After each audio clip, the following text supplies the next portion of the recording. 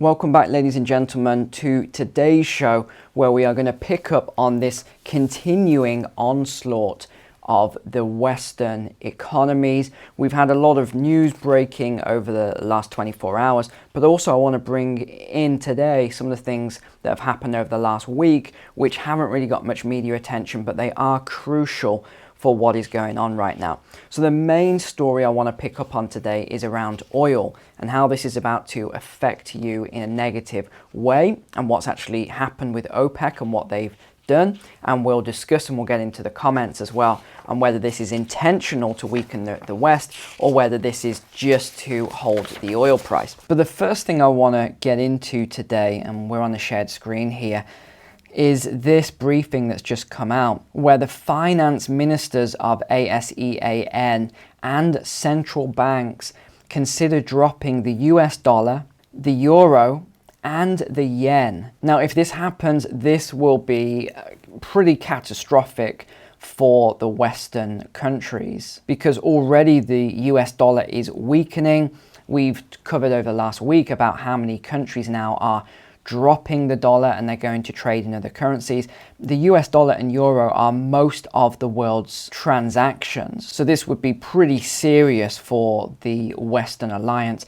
And Indonesia has also called for phasing out of Visa and MasterCard. Now, just while we're on the subject of Visa and MasterCard, and we'll segue back into the main point, I got this through the post just today saying, that I've got this new card. And I thought that was quite interesting, because I'd only just about 6 months ago got my new card. So they're saying they've sent me another card today.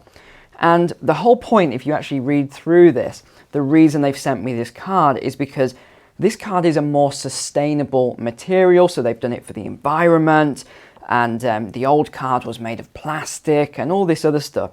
And that's why they've done it, basically. Then at the end, it says they've switched from Visa to MasterCard. Obviously, that's the main reason. But it made me think just how many people believe all this stuff that the banks keep putting out. How is it more sustainable? I've got this card. It already exists. It's 6 months old. It works perfectly well.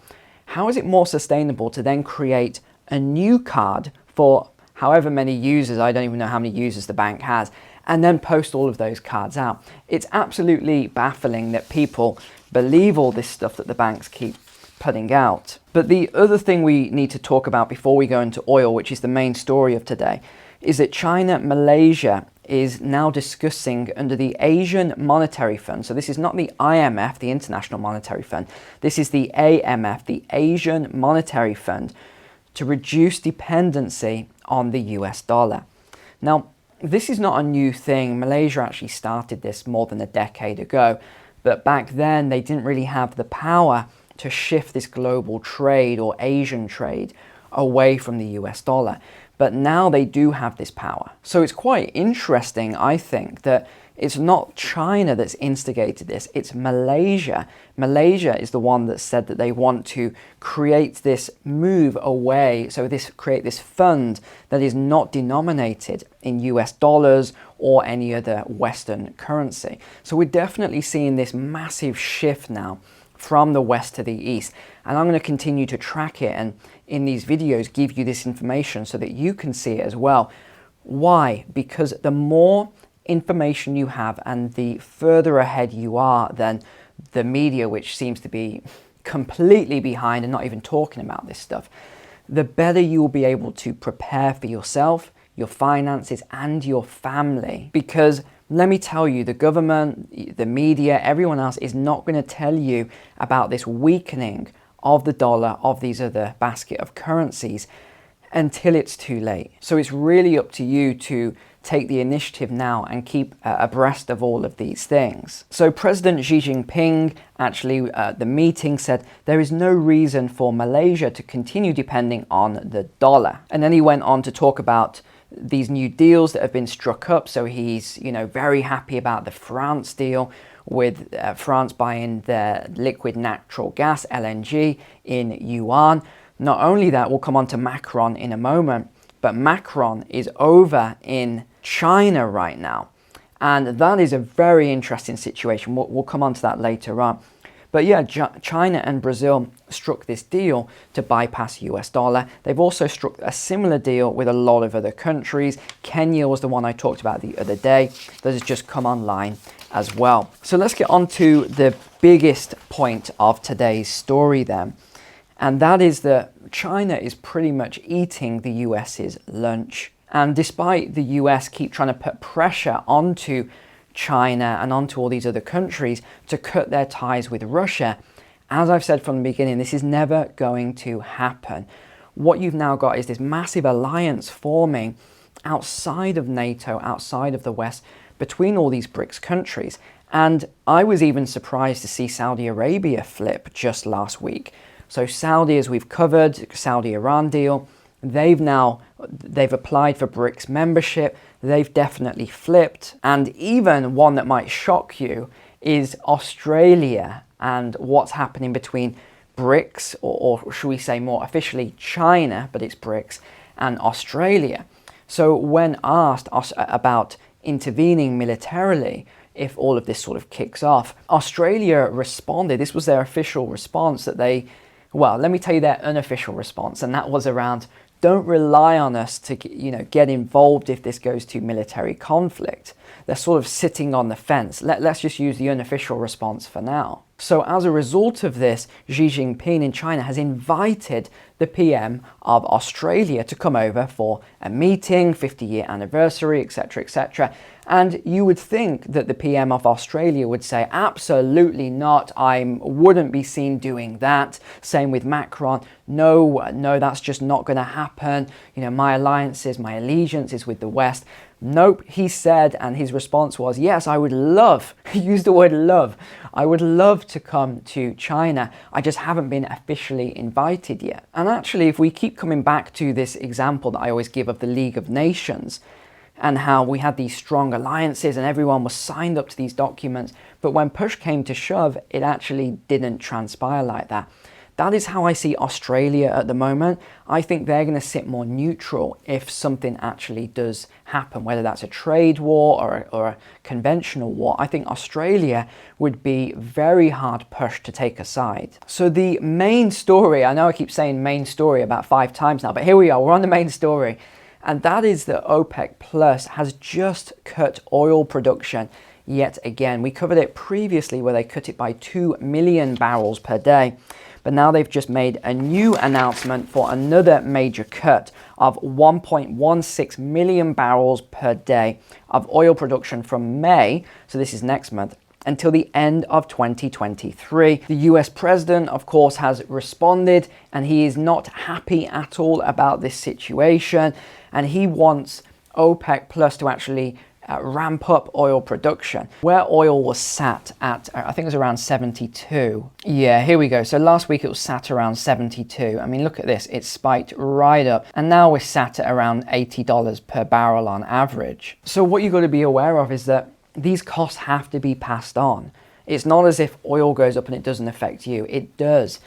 This will also affect inflation, and it's going to put a lot of pressure now on the Federal Reserve, because whereas we were looking at it and thought, will they do another rate rise, maybe 25 basis points? But because of all the bank bailouts and the QE and everything else they had to do, maybe they'll just pause now and wait and leave the rates here for a while and just see what effect it has. But actually, if inflation now goes up because the oil price goes into everything, it will also go into your fuel at the pump, it will go into transport, it will go into manufacturing, it will go into everything. You may see inflation start to go up again. The Fed may have to, and not just the Fed, but other central banks may now have to step in and raise interest rates again, whereas we were thinking they might not do it, or they might just do some very small 25 basis point rises. And remember what I keep coming back to around these rate rises. The central banks are in a trap, and there's no way out of this trap at the moment. Not in the short term, maybe long term, but I still don't see it. So if they raise interest rates, they're going to cause a collapse of the economy. They're going to cause a recession, even though I think it's going to be a depression. I think we're already in a recession right now, but they're saying it's not a recession. And then when they say we go into a recession, it's probably going to be that we're in a depression. So you've got that option, or you've got the flip side, and that is that they go back to more and more and more QE, quantitative easing, currency creation, and that will then push inflation up even more again. So they're in between a rock and a hard place, and now this is not going to help them out at all. I bet Jerome Powell and Andrew Bailey and everybody else is sat there pulling their hair out right now thinking, this is going to push up inflation even more. What are we going to do? Because we can't exactly raise rates without crashing the economy. So this is important. This will affect you, and it's worth noting. The other thing I want to talk about briefly is the US Strategic Oil Reserve, or Strategic Petroleum Reserve. And I said a long time ago that I think Biden is making a massive mistake by not refilling it at today's prices. Because if he doesn't, then you're giving the upper hand to OPEC Plus that they can weaponize the oil against the USA. Because if there is any military conflict, you need a lot of energy, you need a lot of oil. These tanks don't run on solar panels, they run on diesel, and planes run on jet fuel and all this other stuff. So letting the reserve just drop to the lowest levels in almost 40 years is absurd, and then releasing it to keep gas prices low so that he can get re-elected in the next election. This is madness to do this stuff. So he's been waiting to refill it at lower prices. He thought, oh, it'll go below this $70 and then, go a lot lower and we will refill it then. But actually now it's backfired because the oil's gone up to $80. So what's he going to do? Wait until after 2023 to refill? Well, no, because they might weaponize the oil against the US and other countries. So I really think it was a big mistake not to refill and then to let the reserve actually drain down just to keep gas prices low. But what's the White House response to this?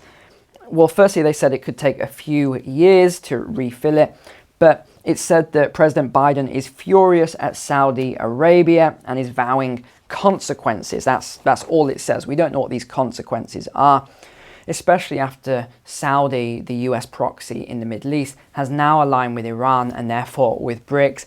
This has really backfired, especially after they've actually given them all of these advanced weaponry. It is, it's not a good situation.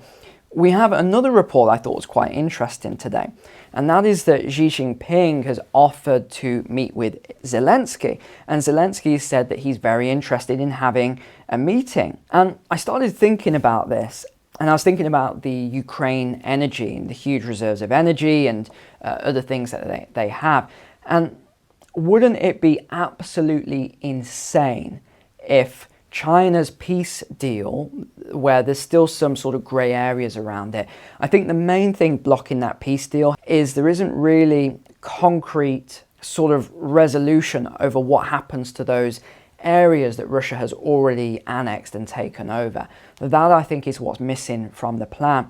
But wouldn't it be absolutely insane if Ukraine then became a partner with China? So after NATO and the US and all these countries have spent all this money propping up Ukraine, imagine if they then said, actually, okay, we're going to do this peace deal. China's offered us all of this. They're going to buy our energy and everything else. That would be absolutely just, I can imagine this happening though. That wouldn't be good for the West. Saudi has also put out a statement saying that the United States is no longer the main trading partner. It's just one of several partners, and that China is now the most important trading partner of the kingdom, and the economic future is seen as residing in the East. So again, this pendulum is swinging very quickly now back to the East. Another announcement that's just come out then is around the Shanghai Cooperation Organization. And I just want to show you this again. So this is the Shanghai. Gosh, look at the size of this guy here. He's an absolute giant. But this is the Shanghai Cooperation Organization, if you want to actually look on their website and what they do. But this is really, really growing in strength now. And not just that, you can see why some of these alliances are starting to change. If you look at the debt to GDP ratio, where are they the highest? Well, look at this. This is the USA, 128% debt to GDP. Debt per capita is almost $89,000. Canada, debt to GDP, 112%. Debt per capita, $58,000. We go over to the UK. Debt to GDP, 95%. Debt per capita, $45,000. And it's the same. Look at this. This is France, 112%. Spain, 118%. This is not looking good. And here's Japan over here, again, strategic partner in the East. Debt to GDP, 259%. Debt per capita, over $100,000. And then you look at some of the other countries here, and they have very, very low levels of debt to GDP that are in this new alliance. And the SCO is actually a huge power player now. It covers 60% of the Eurasian continent, 40% of the world's population, and more than 20% of global GDP. China anticipates that it will dominate the world by 2030 at the latest. So what is the aim of this SCO? Well, it is to establish a rational and just new world order. Now, we keep seeing this new world order all the time. And actually, Macron recently said this as well when he went for his meeting. I've got the statement here, actually. He firstly said that the EU, the European Union, so this is obviously why he's in China right now. He's taking up the slack of where Merkel left off. Now, she's obviously not in power anymore. So Macron is, I guess, the Chinese proxy in Europe. It's just funny how this keeps going back and forth.